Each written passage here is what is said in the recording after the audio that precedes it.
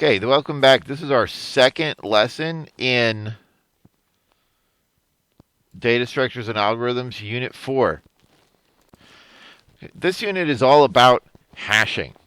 So I think before we go any further, let's review hashing. So today we're going to be creating what's called a hash set. Now, once again, Java already has one made, but we're going to make our own custom one. So we're not going to call it hash set to avoid a collision. Let's call it set hash, okay? So hash tables are really a good idea for using, for making a set. Remember, a set is a collection that does not allow repeat elements. So let's talk about what's going to happen. Well, we've got our hash table, right? And your hash table is an array, okay? Where the index, all the way up to some capacity, is of where you put the item is determined by your hashing function. So let's say I want to add some object called obj. Well, what we're going to do is we're going to take obj and we're going to hash it. And that's going to give us a number. Okay? Once we get that number is going to tell us where in what index to add our object. But before we add it this time, we're going to go to that list and ask if it contains the object. If it contains the object, we won't add it because we're not allowed to have two of the same thing in a set. So that's pretty much how this is going to work. Remember, we're going to have an array where each element in the array is a list. So let's quickly compare array lists with I want to compare hash sets and tree sets. Since we have already made a set before, but we did it with a binary tree that time. So this time I want to talk about what's the difference, right? So what's the difference between using a binary tree and a hash table? Well, first of all, the binary tree uses a binary search tree, so it's sorted. So if you want your set sorted, you need to use a binary tree, a tree set. If you want, if you don't care about it though, then you can use a hash table set. So, some of the other advantages is adding new elements doesn't affect the time complexity of the add function, provided that the tree is balanced, right? And the java.util.AbstractSet uses what's called a red-black tree to maintain balance. So, yeah, they definitely do a good job there. So adding it shouldn't affect it. And iteration is consistent with time complexity. What I mean by that is that you're not going to have any issues with the relationship between iteration and how fast you can add. All right, so what are the disadvantages? Well, it's fast. I mean, it's log in. That's still really fast, but it is slightly slower than hash set. Or noticeably slower, actually. It performs best when the tree is kept balanced. But a hash set has constant time for retrieval and addition. 1. The speed is mainly affected by the quality of your hashing function. And people writing a good hashing function is like a mix between science, math, and art. And they use really interesting things like special prime numbers that, like the number 31, and they, instead of dividing, they use bitwise shifting and all that stuff to make them as fast as possible. So there's a lot we could talk about there. All right, but when you have excess collisions, the disadvantages are when you have excess collisions, it can slow your time complexity. The elements are not sorted, and the iteration can be slow if the capacity of the table is unnecessarily larger than the number of elements in the set. So iterating over a hash set can get a little bit slow compared to that of a binary tree, and we'll see how that works out. All right, so I've got a BlueJ project that I've just called hashing, and what I'd like to do is create a class And let's call it set hash.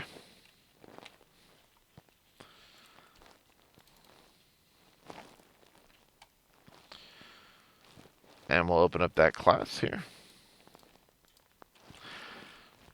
And what I'd like to do is I would like us to subclass Java's abstract set. Now, we did that in a previous lesson, right? And you might recall that the abstract set doesn't do a whole lot for us. It basically is just kind of rewriting abstract collection. So what we really need to be doing is looking at what we have to override an abstract collection. So we'll say public class set hash, which takes generic E, is going to extend abstract set. Now, abstract set implements what's called the set interface.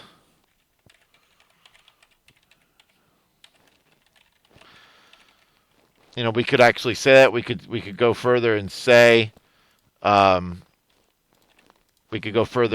implements abstract or implements set, so people know we're talking about a set interface. But abstract set is the bare bones class that handles most of our set interface.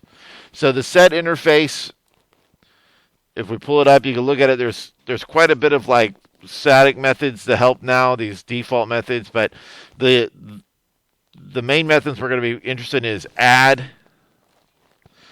and iterator. Those are going to be our main ones, and size. Okay, so now what we'll do is start making our hash set. So what we're going to need for this is we're going to make a hash table. So I'm going to say private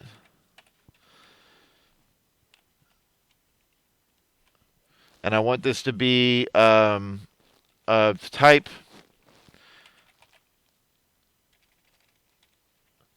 list of type E array. And that's going to be my hash table. Which reminds me, I'm going to need to import that. We'll import list and we'll import array list since we'll use that. Okay, now I'm also going to need a variable for my size, which I'll just use size. We'll make a constructor.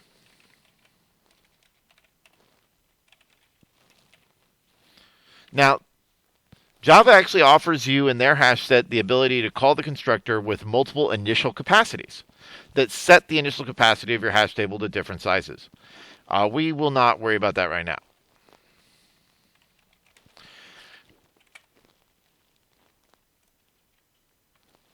And why is it doing that?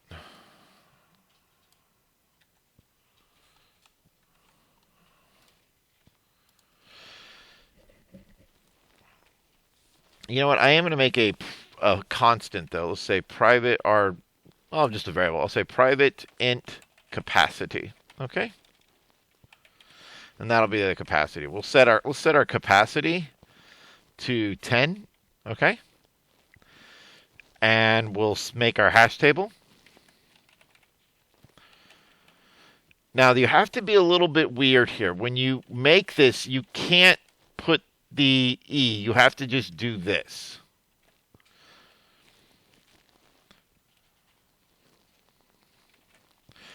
And then I'm going to put the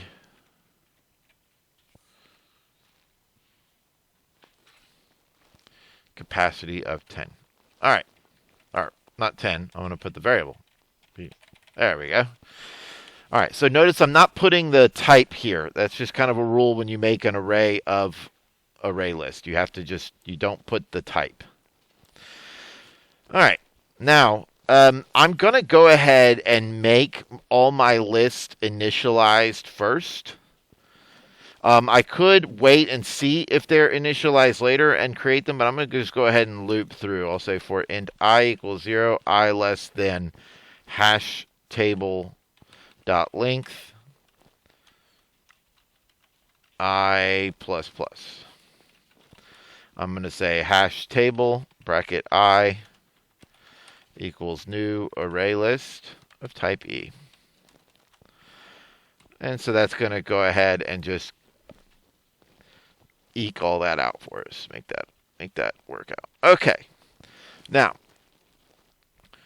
public int size. Let's write that method. That's just going to return size. We need that.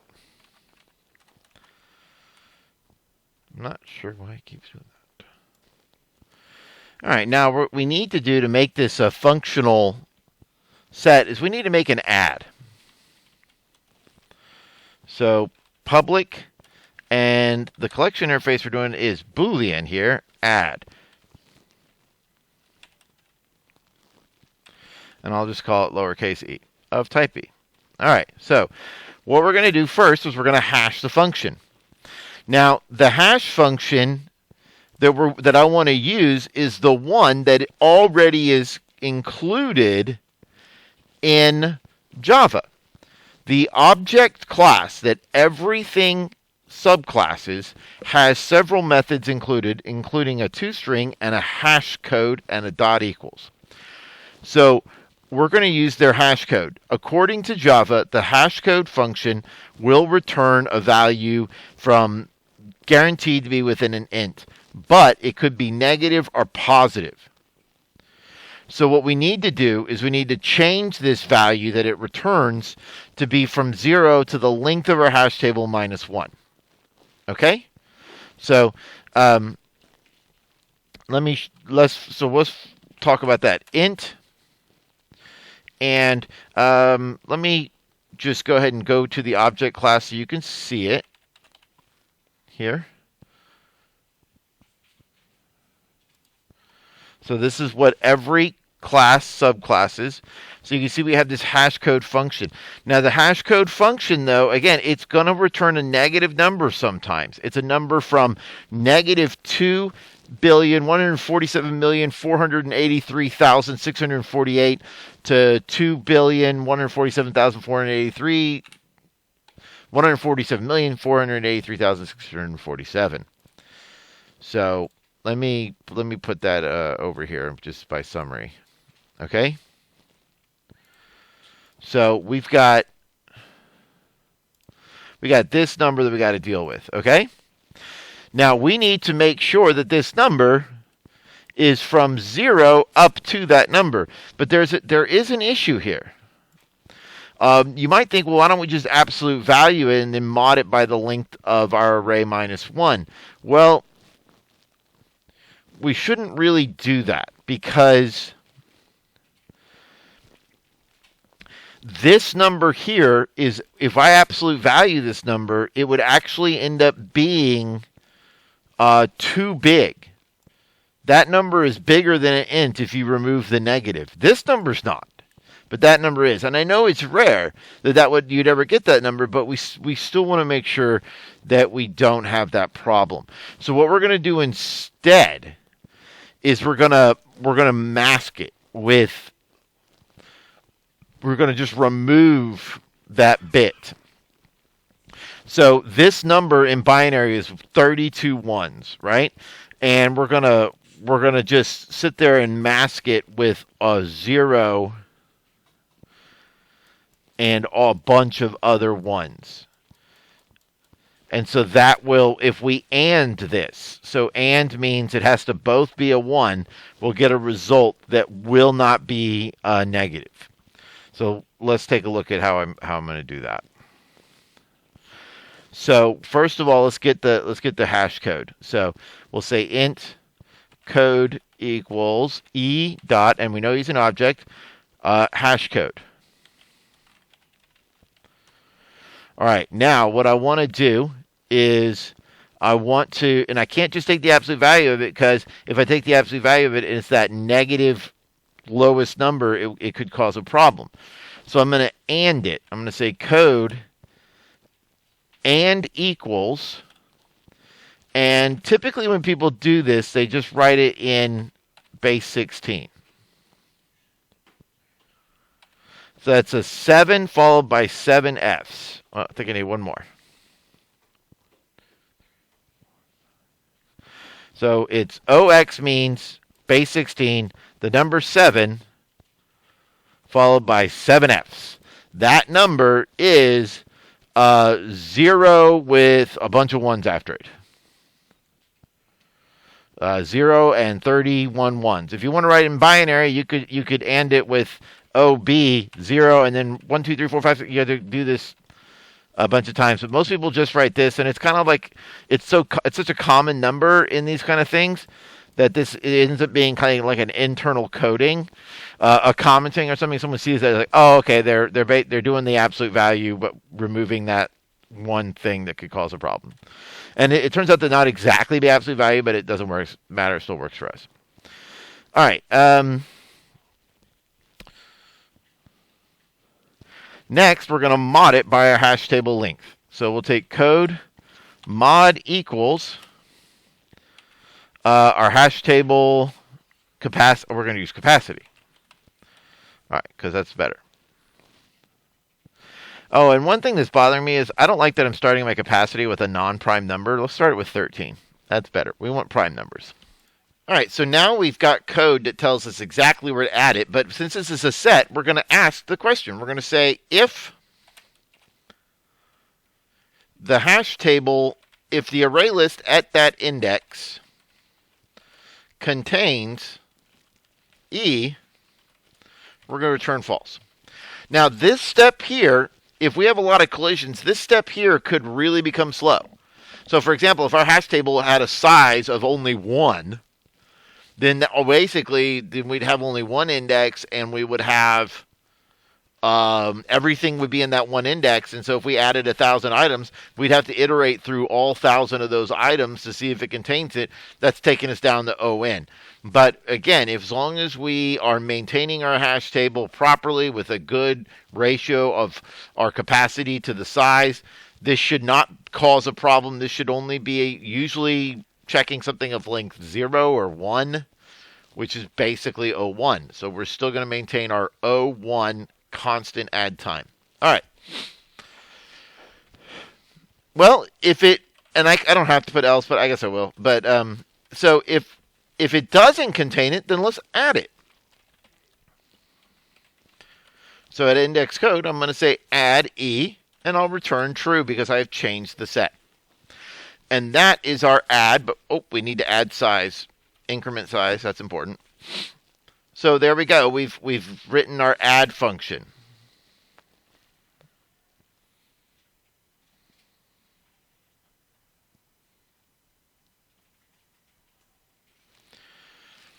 Now, the abstract set has a remove that is already written for us. The remove simply calls the iterator, iterates through the collection until it finds the value, the object you're looking for, and removes it, giving you a runtime in a binary tree of log n, because we can iterate through the binary tree. No, it would still be ON, actually. Never mind.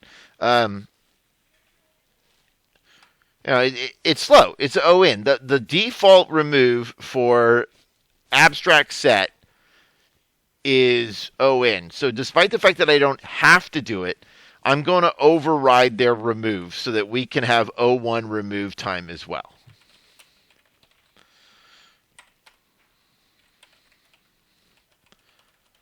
So we're writing the remove this object, okay? Name class, remove E and set hash, and remove, yet neither overrides each other. Oh, the problem is I'm saying E, we need to do object. Ooh, that's right. Because the remove function actually takes object, not the generic type. All right. Now that's overriding. We could do a little annotation here to make sure that we're spelling it correctly. All right. So here's how we're going to remove. First, we need to hash it. So we'll say int code equals, and I'm going to do it all at once here. I'm going to say e dot hashCode. Remember, that method is in the object class, so we're guaranteed to have it. Then I'm going to AND it with OX7, 1, 2, 3, 4, 5, 6, 7 Fs.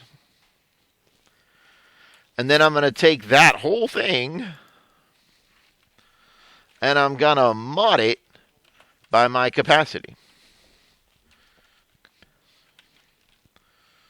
All right. Then I'm going to call ArrayLists remove, which also returns a Boolean. So I'll say remove, or excuse me, hash table return. I'm struggling here. Hash table bracket code. That's the array list. Remember, it's an array of array lists. Dot remove e. If e's not in there, it'll simply return false and won't change it. If it is, it will remove it and return true. Now that is a fast O1 remove. All right, last we need to write an iterator, and I will go ahead and leave the remove operation in the iterator to the default not supported.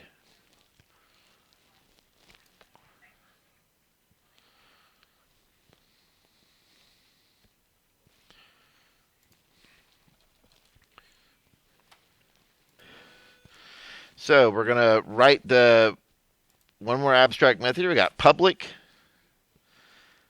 iterator of type E iterator is the name of the method, which means we need to import that, of course. So you've done this before. We're going to say return an instance of some class I'm about to write called it, which will handle all the iterator. Go ahead up to the top and import java.util.iterator, please.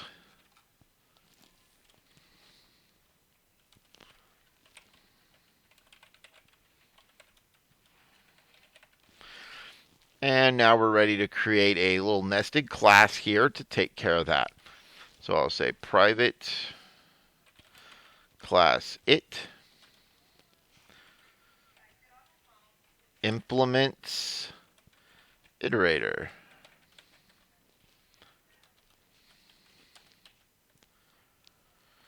Okay.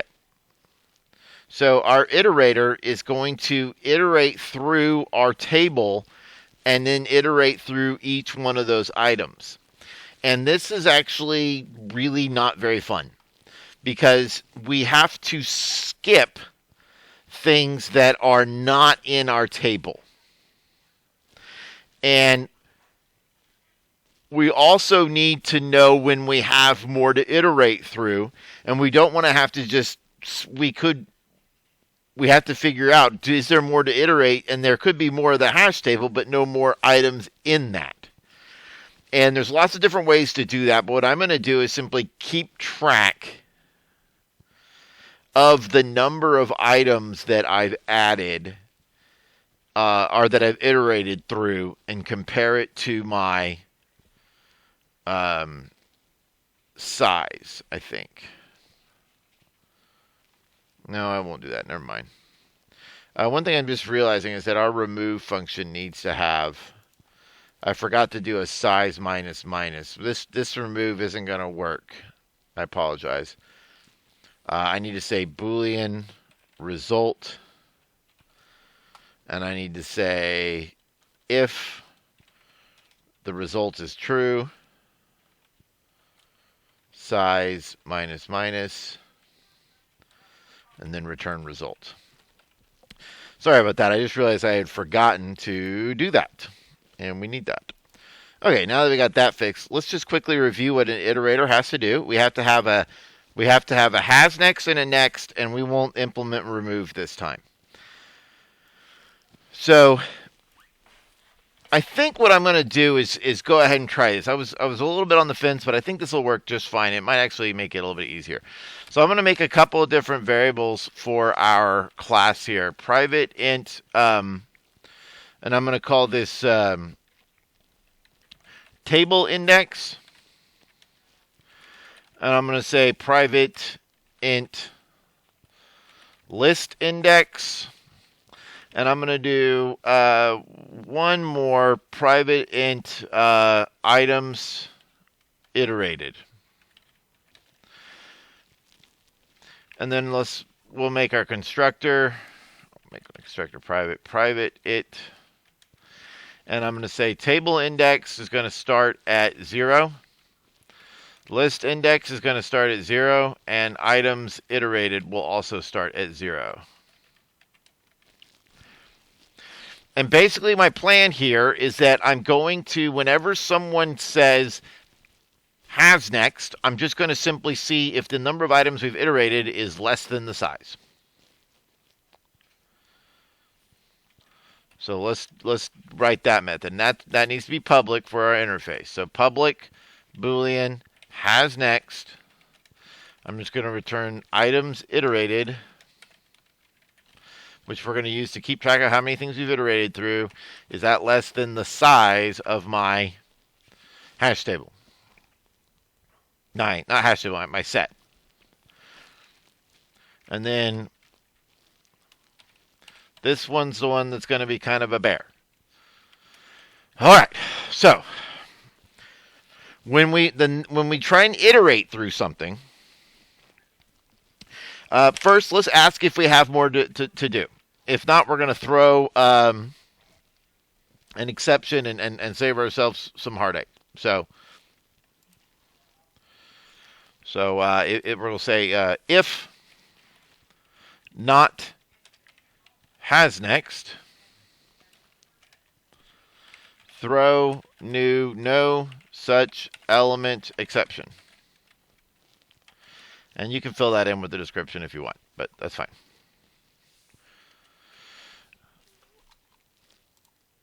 Okay, I guess that is a java.util.no such element exception. Well, you know what? I'm just going to write it right here instead of importing it. There we go.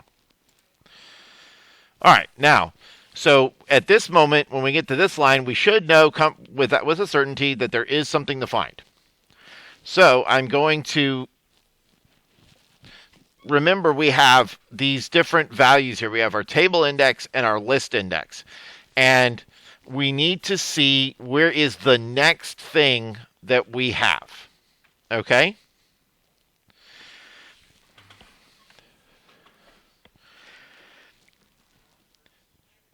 And I'm actually going to start with my table index. We had it starting at 0, but I think what will make it easier is we actually start it at 1.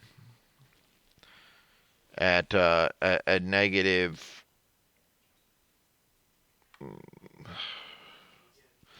Hold on, how should that work? No, we'll start at 0. We'll start the list index at negative 1. We'll see how that makes it easier. All right, so first thing I'm going to do is I'm going to say list index plus plus. So that's actually a 0. And I'm going to ask if there's an element there. So the way I'll do that is I'll say if hash table bracket, and that's called table index,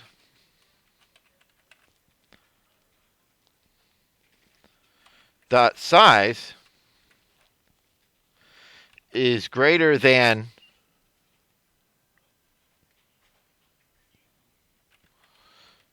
list index, then what that's saying is that where I currently am at in the table. So let me draw this right quick. So we got this table, right? And each table has a list. And I'm going to ask, okay, as I'm going through this, the table index tells me which list I'm at. So when I'm at a specific list, my list index tells me where I am in that list. And I'm asking, am I at a location that's inside a list? If it is, then we're in a good spot. Okay? So if that's the case, I'm going to go ahead and say e item is equal to hash table bracket table index dot get list index.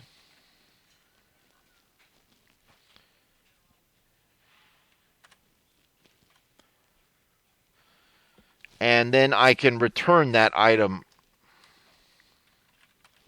But we need to, items iterated will need to increase. And then I'll return the item. All right, what do we do if we are not, though? What if when I did list index plus plus, what if in fact my specific table index I'm right now has no list? If it has no list, I need to increase my table index. Or maybe it had a list, but now I'm outside of the list, so I need to increase my table index. So what I'll do is I'll say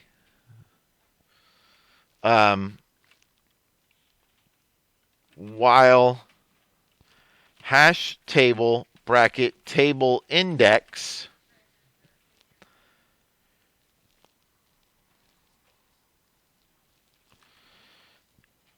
dot size does not equal 0.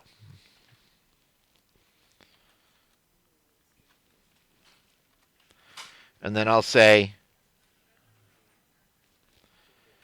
table index plus plus. So it's gonna sit there, and so maybe we're at the end of this list, but maybe there's nothing in this row. So we'll check that row, there's nothing in it, so then we'll come down here. But once we do that, we need to start our list index back at 0. And then we can say e item equals hash table bracket table index dot get list index. Items iterated plus plus return item.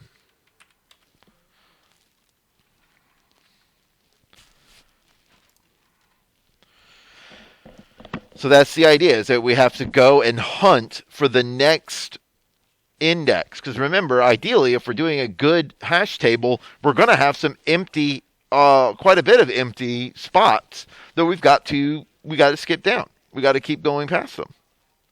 So that's why we keep increasing the table index, and we're guaranteed the next item we're doing is at index 0 in that list. And that's why we start each time by iterating up list index's value. So that's why I had list index start at -1. So that very first time you do it, it doesn't do that. Of course, could be other ways to do that, but all right, I think we're ready to test it out.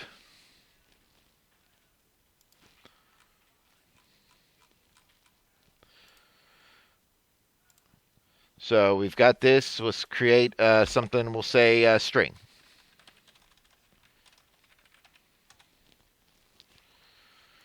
And then you see we got lots of stuff we can do here, but we got add. Let's do that. I'll say add hello. True. Now I'm thinking we might be able to inspect this and see something. Okay, so we have a hash table. Let's inspect it. You can see we've got all these different lists here. That's the size of 0. That's the size of 0. Okay, somewhere in here.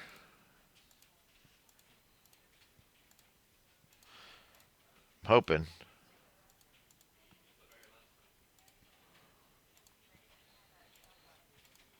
Aha! So we have, and then the array list, of course, has some element data. We can inspect it, and look, there it is in our array list right there. All right, that was fun. Let's keep adding a few things. We won't search for them though. By. Let's try and add by again. False, because it's already there. We'll add, I don't know, winter. I'll add quit. And I will go ahead and inspect it one more time just to make sure that we have a size, we have a hash table. I'm trying to look and see, is there Hopefully we're not adding to the same place every time. Doesn't look like we are. Yeah, that's different, right? Okay. Yeah. All right, let's try iterating.